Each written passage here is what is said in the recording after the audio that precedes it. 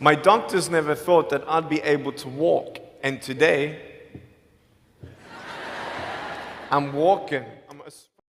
1982 December 4 Australia మెల్బోర్న్లో బోరిక్ and దుష్కర్ అనే దంపతులకు ఒక బాబు జన్మించాడు. పుట్టిన ఆ బిడ్డను చూసి తండ్రి ఏమీ మాట్లాడకుండా నిశ్శబ్దంగా బయటకు వెళ్ళిపోయాడు. నర్సు ఆ బిడ్డను తల్లికి చూపిస్తుంటే నా దగ్గరకు తీసుకురావద్దంటూ గట్టిగా అరిచింది. వాళ్ళు మనుషుల పశువుల? పసిబిడ్డను ఎవరైనా అలా చేస్తారా అని మీకు అనిపించవచ్చు.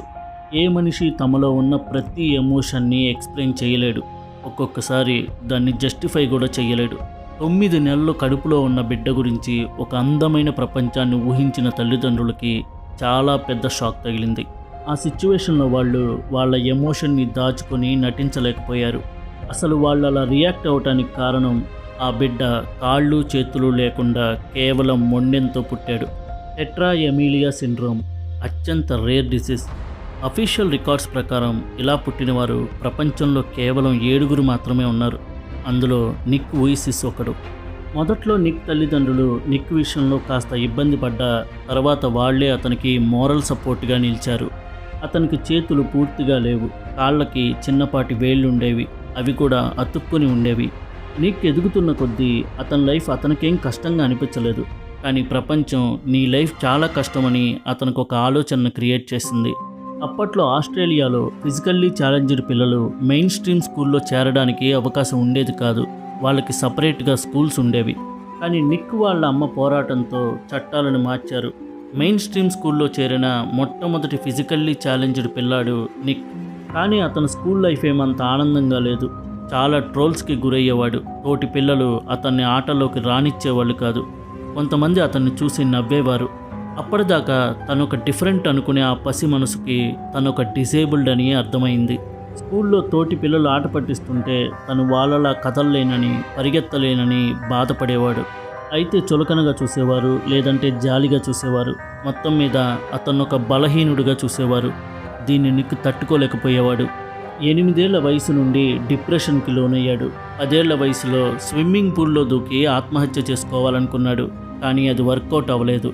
ఒకరోజు నిక్ వాళ్ళమ్మ న్యూస్ ఆర్టికల్లో నిక్ కన్నా ఇంకా ఎక్కువగా కష్టపడే మరో ఫిజికల్లీ ఛాలెంజ్డ్ పర్సన్ గురించి చూపించింది. అతను తన లైఫ్ను లీడ్ చేసిన విధానం నిక్ని ఇన్స్పైర్ చేసింది. జంతువులకి 4 కాళ్ళు ఉంటాయి, పక్షులకి 2 కాళ్ళే ఉంటాయి, 2 రెక్కలు ఉంటాయి. మనుషులకి రెక్కలుండవు, 2 కాళ్ళు 2 చేతులు ఉంటాయి. చేపలకి కాళ్ళు చేతులు ఏమీ ఉండవు, ఈటలు మాత్రమే ఉంటాయి. చెట్లు అసలు కదలలేవు, కానీ అన్నింటినీ కలిపి ప్రాణులే అంటారు. ఒకదానికి ఉన్న అవయవాలు మరొక దానికి లేవు. మరి వీటిలో వేటిని డిసేబుల్డ్ అనగలం? ఈ ప్రపంచంలో ప్రతి ప్రాణి సర్వైవ్ అవ్వడానికి గల స్పేస్ రిసోర్సెస్ ఉన్నాయి. కానీ పక్షిని నీటిలో ముంచి అది ఈదలేకపోతే దాన్ని డిజేబుల్డ్ అనడం ఎంతవరకు కరెక్ట్? చెట్లు మాట్లాడలేవు కాబట్టి వాటిని డిజేబుల్డ్ అనగలమా? ఒకదాని ఎబిలిటీతో మరొక దాన్ని కంపేర్ చేసి చూస్తే ఈ సృష్టిలో ఉన్న ప్రతి ప్రాణి డిజేబుల్డ్గానే కనిపిస్తుంది. అలా కంపేర్ చేయకపోతే ప్రతి ప్రాణి డిఫరెంట్లీ ఏబుల్డ్గా కనిపిస్తుంది. ఈ విషయం బుర్ర ఉన్నవాడికి మాత్రమే అర్థమవుతుంది. మనదెంత పెద్ద కష్టమైనా దానికన్నా ఎక్కువ కష్టాన్ని అనుభవించే వాళ్ళు ఉంటారని నిక్ అర్థమైంది. కానీ ఏం చెయ్యలేడో దాని గురించి ఆలోచించడం మానేశాడు. ఏం చెయ్యగలడో దాని గురించి ఆలోచించడం మొదలుపెట్టాడు. మరీ ముఖ్యంగా చాలామందికి బ్రెయిన్ ఉంటుంది, నాలుక కూడా ఉంటుంది, కానీ ఆ రెండిటికి పెద్దగా లింక్ ఉండదు. అలాంటి వాళ్ళని పట్టించుకోవటం మానేశాడు. అతని ఆలోచన పొరల్లో పాతుకుపోయిన బాధని హ్యూమర్గా మార్చి మాట్లాడేవాడు. అది చూసి నిక్ స్కూల్ జెనేటర్ నువ్వు మంచి స్పీకర్ అవుతావని చెప్పాడు. అంతేకాదు 17 ఏళ్ల వయసులో 6 స్టూడెంట్స్కి అతని చేత స్పీచ్ ఇప్పించాడు. అతని మాటలు వింటున్నప్పుడు చాలా సందడిగా ఉంటాయి.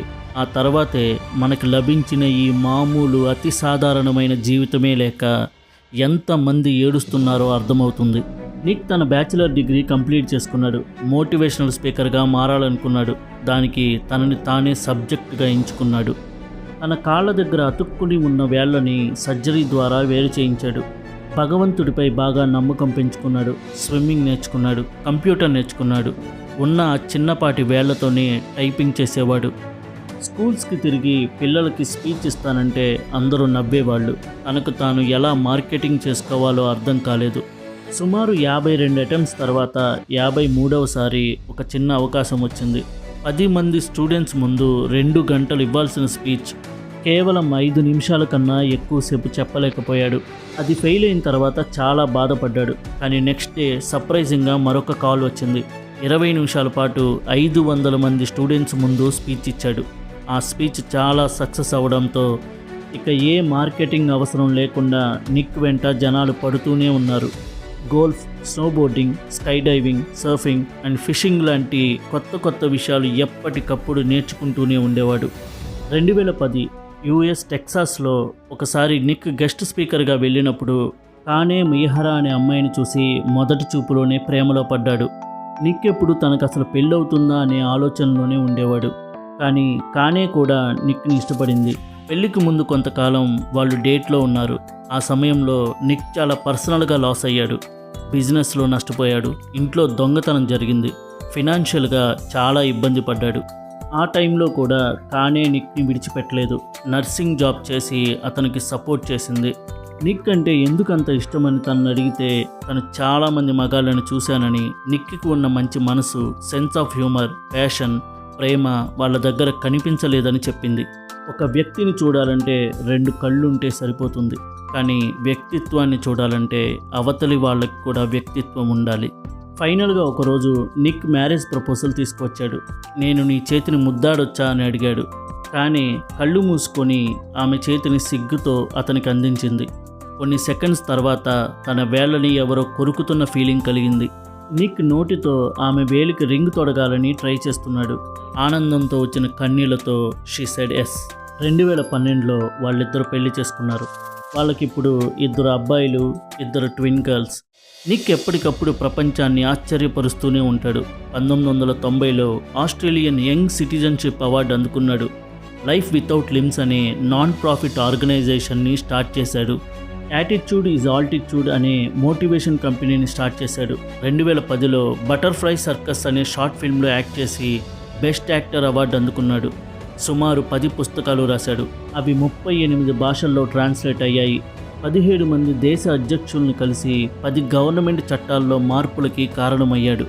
58 దేశాలు తిరిగి సుమారు 40,000 ప్రసంగాలు ఇచ్చాడు. రీసెంట్గా ఆంధ్ర యూనివర్సిటీలో కూడా స్పీచ్ ఇచ్చాడు. దేవుడు నిక్ ఇచ్చిన ప్రతి అవయవాన్ని సద్వినియోగం చేసుకున్నాడు. చాలామంది తమ మెదడు, నాలుక వాడి ఇతరులని బాధ పెడుతూ ఉంటే ఆ రెండిటిని వాడే కొన్ని కోట్ల మందిని ఇన్స్పైర్ చేస్తున్నాడు.